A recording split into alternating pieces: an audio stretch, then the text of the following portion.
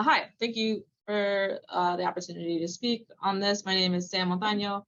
I am the Democratic State Rep-elect for the 15th Suffolk, which will no longer include Franklin Park, but I live on Ifley, directly abutting Franklin Park, and walk through there frequently. I ran on a platform of substance use and abuse and being able to address mental health supports that go with that, and as well as being able to provide resources across the state for a lot of the issues that are coming up. I had substance use and abuse in my family growing up, and I understand the impacts that it can have on you as you're navigating life, and then on the community as those folks navigate the community. I know this is also something that leaves Franklin Park and spills a little bit onto the Eggleston Main Street area on Washington. So this is not just focused in the park. This is something that's impacting our whole neighborhood. I know that also we are struggling with housing, and that a lot of folks are unable to have housing, unable to have access to jobs, unable to have the resources that they need. Something that I'm hoping to bring to the State House is long-term supportive care for folks who are moving through substance use and abuse issues. We can't just put people in 30-day programs and expect them to be better and put them back on the street without the support and resources that they need. So this is a long-term problem. I understand that it's something that my community has been struggling with for a long time.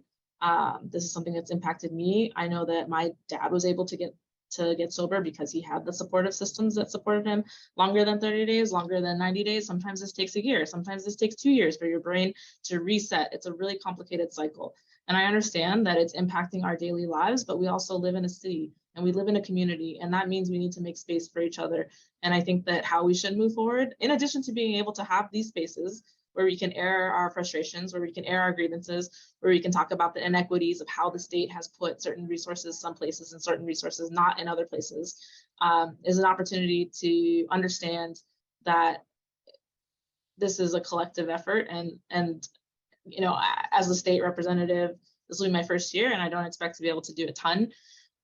You start at the bottom of the pool. I'm sure that lots of folks here can say that, you know, I'm not going to come in with a ton of power, but I would like to be able to continue to address this and to be able to work in coalition with all of you to make sure that we are getting the resources that are long-term and sustainable into this community so that we can move more folks out of substance abuse into long-term community members who feel supported, who feel like they can access the resource they need, and who feel like they can have access to housing, just like we're all looking to do and we're all looking to benefit from.